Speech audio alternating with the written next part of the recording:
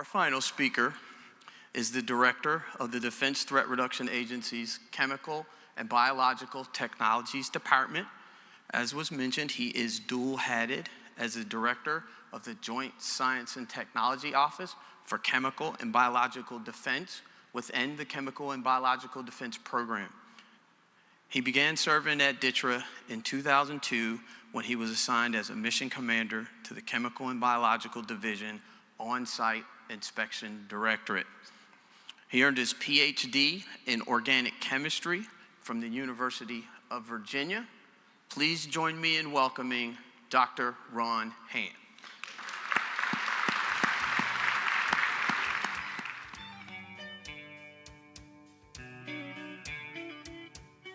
All right, let's see if the mic's working. All right, we're on now, good. Hey, everybody. Welcome to Cincinnati. Thank you for joining us at the 2019 Chem-Bio Defense Science Technology Conference.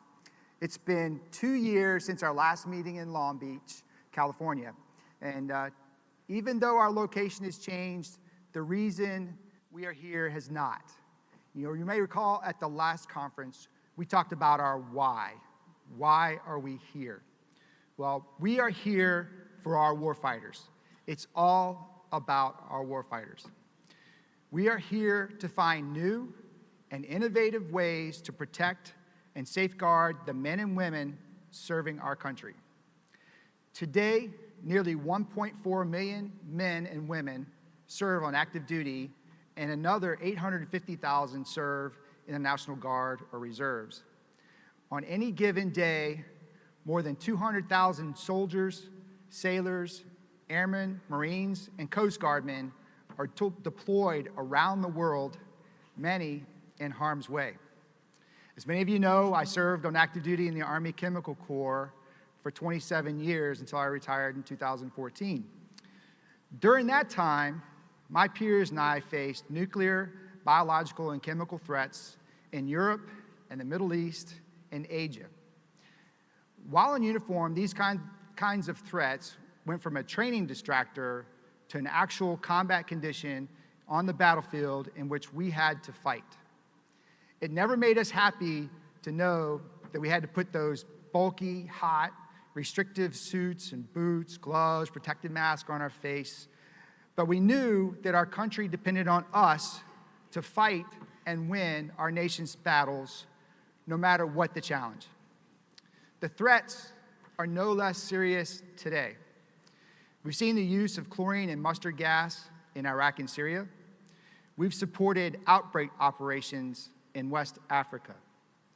Thousands of legacy chemical munitions were found in Iraq over the last decade, buried or hidden from international inspection teams.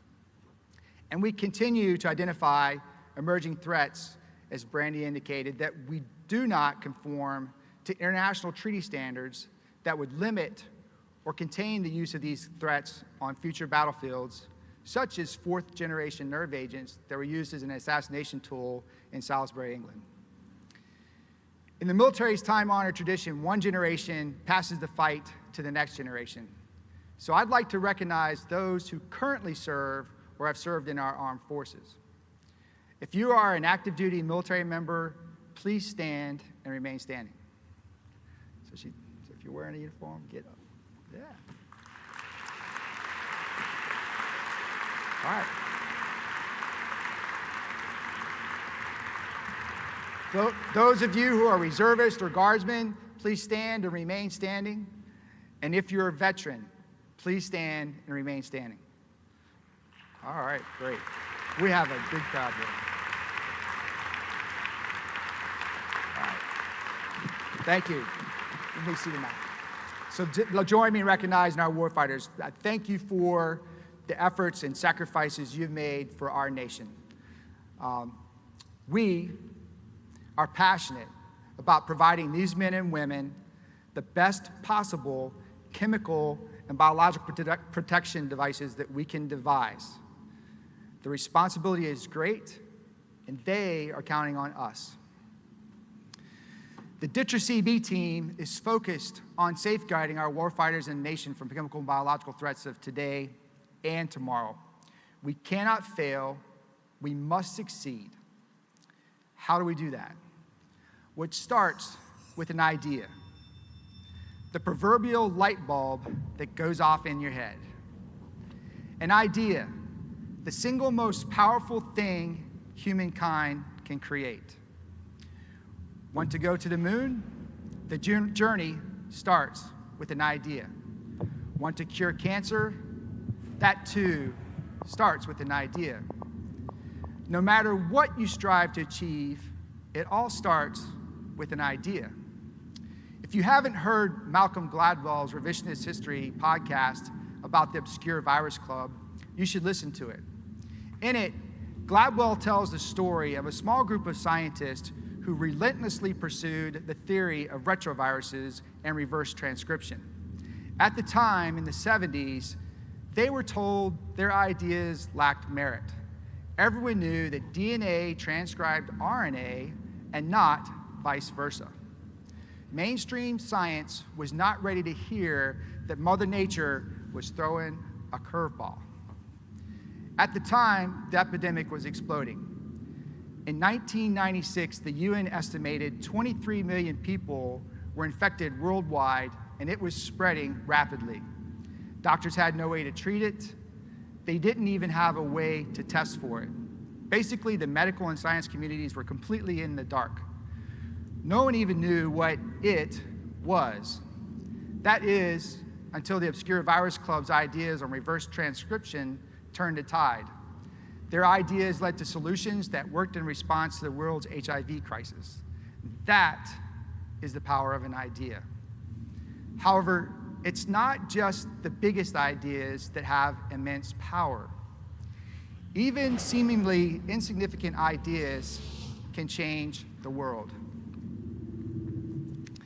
This is my favorite example of that premise, the Post-it note.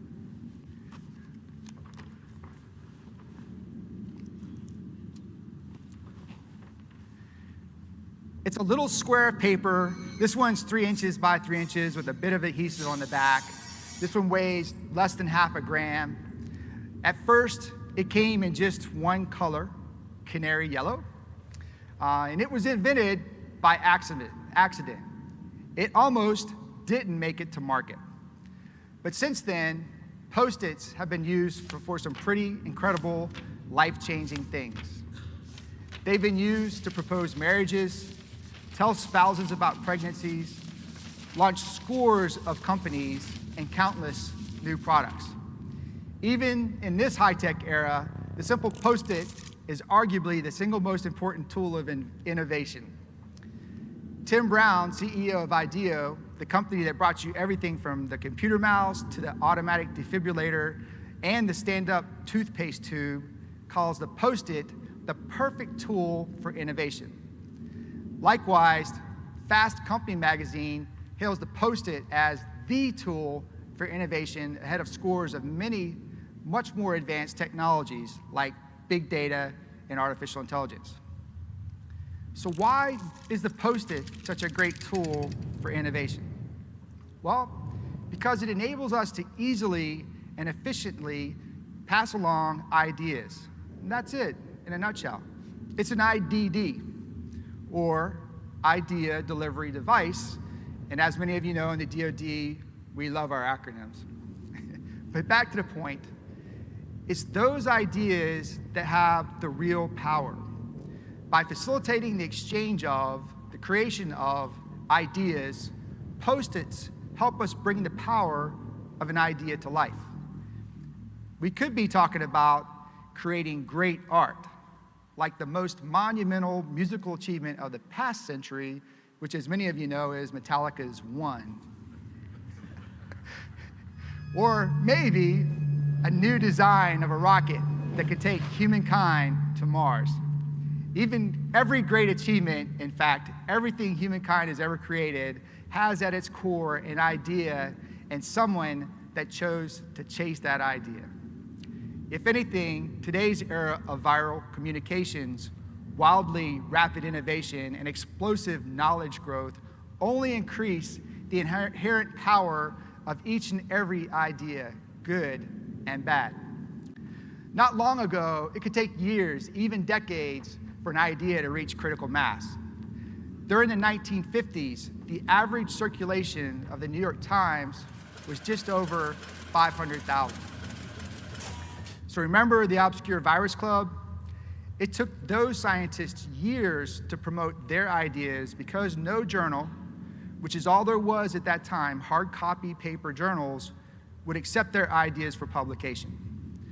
The race against HIV was almost lost because these scientists had no way to disseminate their research.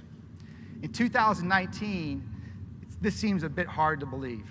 Things are very different today.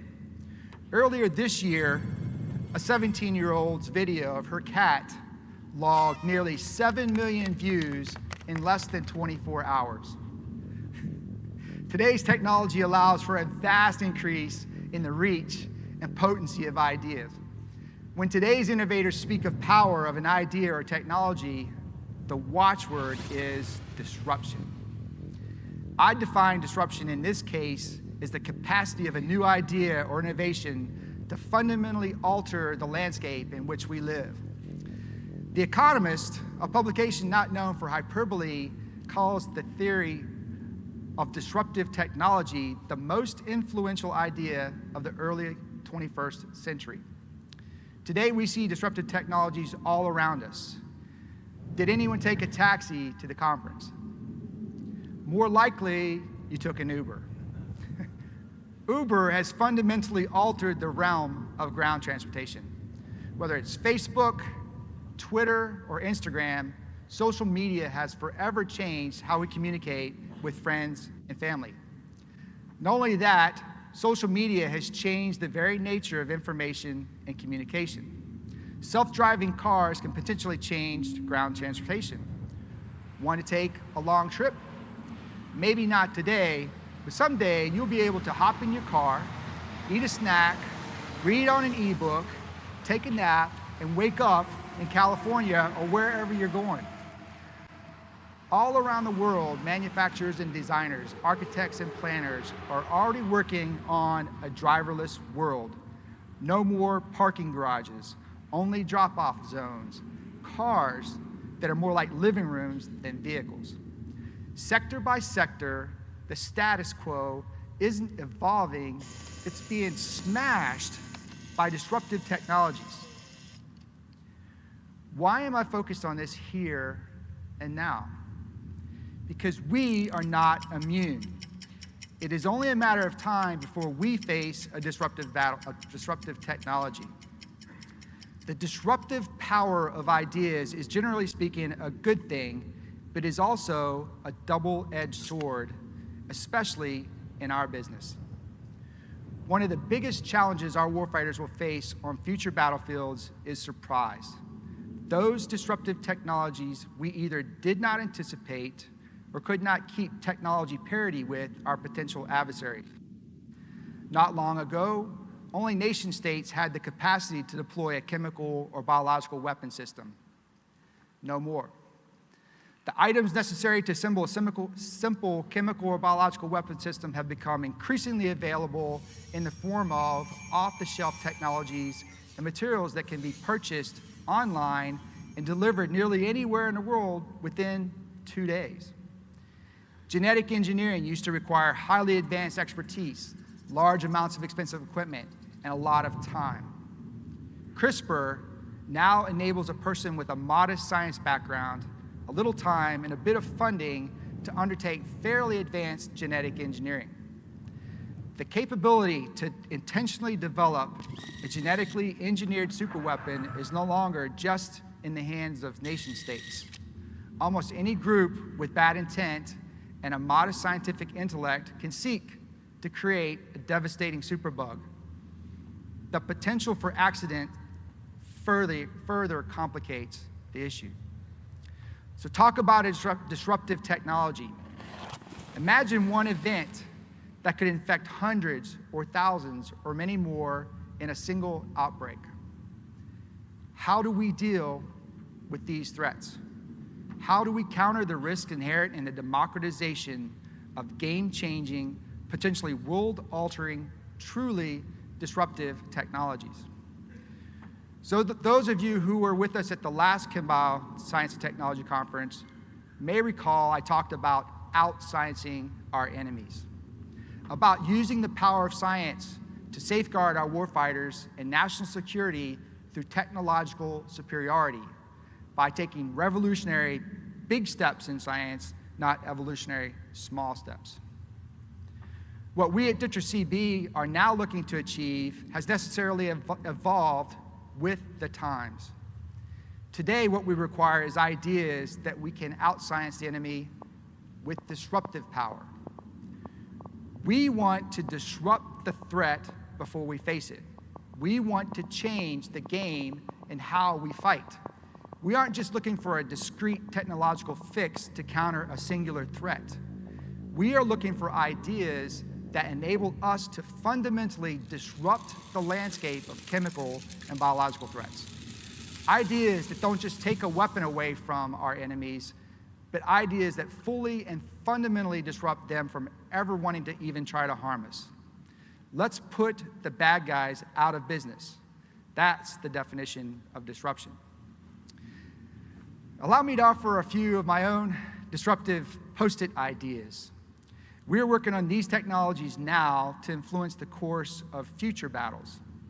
First is wearable technologies. At the last conference, I introduced the idea that it might be possible to predict if a warfighter was about to get sick before he or she ever had symptoms. I call this getting left of cough. Working with our industry and academic partners, we can now monitor a person's physiometric data, heart rate, EKG, temperature, and so on, to predict the onset of an illness 24 to 48 hours in advance of symptoms. Pretty incredible. For the first time ever, we have the potential to get inside the therapeutic window and beat many of the biothreat pathogens that we're concerned about. Another technology we're evaluating is human organ on a chip. We can now take human dermal stem cells, undifferentiate them, guide them into becoming other types of cells, heart, lung, liver, kidney, and so on. Placing these microorgans on a microfluidic chip, circulating a surrogate blood system, and analyzing the data with a mass spectrometer gives us unique insight into multi-organ and drug interactions. This may ultimately allow us to completely eliminate the use of animal testing and dramatically bring down the cost by eliminating drug candidates before they ever make it to a phase 1 clinical trial. Another exciting technology we're evaluating is DNA-based vaccines. Working with the National Institute of Health, we're evaluating a vaccine candidate to treat Venezuelan equine encephalitis that has already completed a phase 1 clinical trial. A's, T's, C's, and G's are relatively shelf-stable. We could literally test a DNA vaccine in the States, send the data over satellite, and recreate a vaccine on demand in an ambulance at the outer edges of a battlefield. Obviously, we're working with the FDA, since this kind of talk makes them very nervous. But this is just a start. This is where you come in. We need you to help us broaden the idea pool. We will take an incremental progress, to be sure, a better protective mask, a better detector. For example, last month, we received a grant to fund the first ever in-human clinical trials for a vaccine for melioidosis, a tropical infectious disease that's a CDC Category B biothreat pathogen. This means that pathogen is moderately easy to spread, has moderate morbidity rates, and is difficult to treat. But to the warfighter in the field, even being sick makes them operationally ineffective. If they are sick, they are out of the fight. So yes, we will gladly take solid incremental progress like that, but we really want to stretch the boundaries and attain that truly disruptive something. Think, imagine unfettered. Dare to go outside the collective wisdom because it's often wrong. Einstein once said, anyone who has never made a mistake has never done anything new. and the outcomes can be extraordinary. This isn't just hot air. This isn't like a professor offering class participation points that never materialize. This is real. Let me prove it with my own obscure virus club-like example. 8 years ago, at the chem-bio S&T Conference, a group of researchers held a series of conversations around using monoclonal antibodies to counter the Ebola virus. At the time, the field was opposed to immunotherapeutics to Ebola and filovirus. As a result, it seemed like no one would fund the research. However, DTRA's medical technology division thought it was worth a shot. We funded the research, which was undertaken by the U.S. Army Medical Research Institute of Infectious Disease and the Public Health Agency of Canada. Sure, the funding helped, but the dialogue alone created space or buy-in to enable the research to be done. And it turned out things were different than they seemed. Not long afterwards, monoclonal antibody therapeutics proved vital in responding to a variety of conditions, including cancer, rheumatoid arthritis, multiple sclerosis, Crohn's disease, and many other conditions. DTRA's investment led to the first experimental Ebola treatment, ZMapp, which is adopted by the World Health Organization to be actively used to counter the extremely dangerous Ebola virus during the West African outbreak in 2014 to 2016. Results from this use case galvanized the utility of monoclonal antibodies, and we are now looking at Ebola, Marburg, and plague as possible future candidates for this technology. So there it is, the power of an idea, from a conversation at a conference to protecting warfighters in our nation. An idea has the power to literally change the world for good, to safeguard our warfighters, our nation, and our allies, to alter the course of history. To that end, what will be the next disruptive technology in chem-bio defense? Will it be the application of big data? Will it be the use of synthetic biology to create universal therapies and vaccines on demand without delay? What will it be? I challenge you to make these conversations happen. Exchange your ideas, share your ideas. Whether it's on a Post-it note or on the back of a napkin, I want you to talk about your ideas with your peers and colleagues at this conference. Form teams and respond to topics in our broad agency announcements or requests for proposals in the JPEO other transactional authority consortiums. We've modified our business process this year to bring more agility and flexibility to the process. We're going to put our money where our mouth is.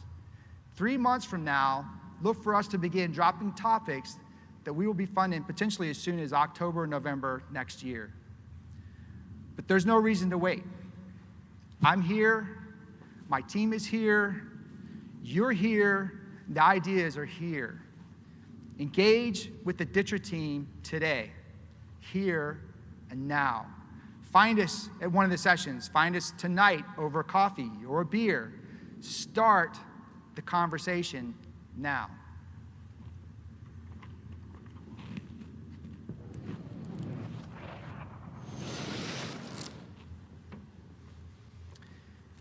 Bring us something truly disruptive. Ideas we've never seen before. Ideas on the edge of imagination. What is the next big, truly disruptive idea? Friends, colleagues, disruption starts here.